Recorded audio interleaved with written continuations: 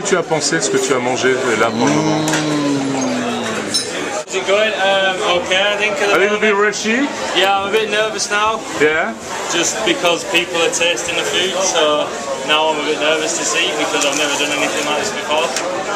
But it's going okay so Ça far. donnait un peu un avant-goût de ce que peut être Noma, même si l'idée, je crois que c'est vraiment que le second arrive à s'exprimer lui-même. J'ai goûté le maquereau et je suis tombée à la renverse. Écoute, j'ai bien aimé le maquereau avec les perles du Japon, enfin les petites billes de tapioca, petites billes de pommes avec les grains de moutarde aussi qui croquaient bien, le pain grillé aussi qui apportait ce croquant avec le moelleux du poisson. J'ai trouvé que c'était vraiment bien. It's raw mackerel with rye bread and mustard. So there's a little fort of Denmark here, you know, the very traditional small broad. Oh yeah? So but obviously a bit more refined. So it's raw mackerel with mustard, rye crumb, hazelnut milk. This is mustard seeds. Yeah, mustard seeds Yeah. and mustard oil from oil, okay. Yeah, oil from Gotland.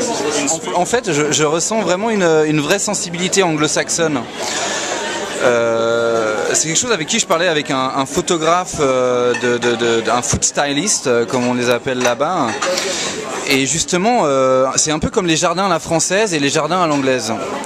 On a les jardins à la française, très millimétrés, très rectilignes. On a les jardins à l'anglaise un petit peu plus bordéliques mais organisés.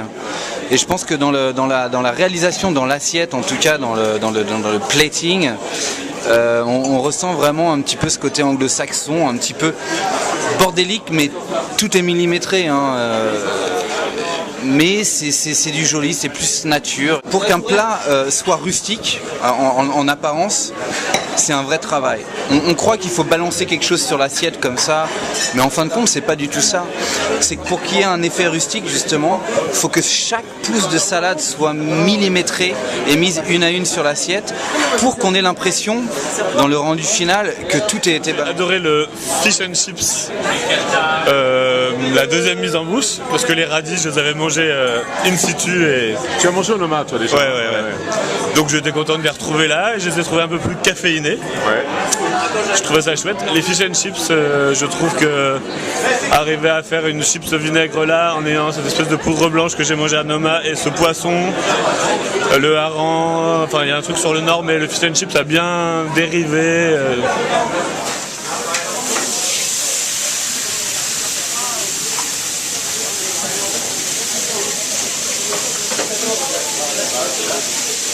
C'est une première fois, donc c'est bien, c'est formidable, et pour Sophie et pour le second de René. C'est tous les deux à Paris, c'est bien. Enfin voilà, que ça soit très infime, c'est des choses très pures, très légères, très évanescentes, très voilà. Alors j'ai beaucoup aimé le poireau pied de cochon parce qu'il y a de la mâche, il y a le côté brûlé légèrement, et je trouve que ça donne une profondeur qui est assez proche de ce qu'est la cuisine contemporaine, quoi. Ça repose sur deux choses. Voilà, il y a la texture et puis il y a le traitement inattendu du poireau.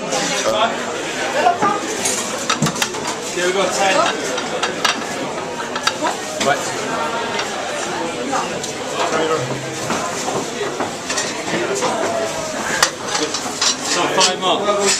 Ouais, le bœuf. Franchement, le bœuf avec la rose, l'oignon au miel, l'oignon confit, vraiment, pour moi, c'était révolutionnaire. Je suis bien entourée avec Hugo parce qu'on a vraiment eu une belle harmonie de travail.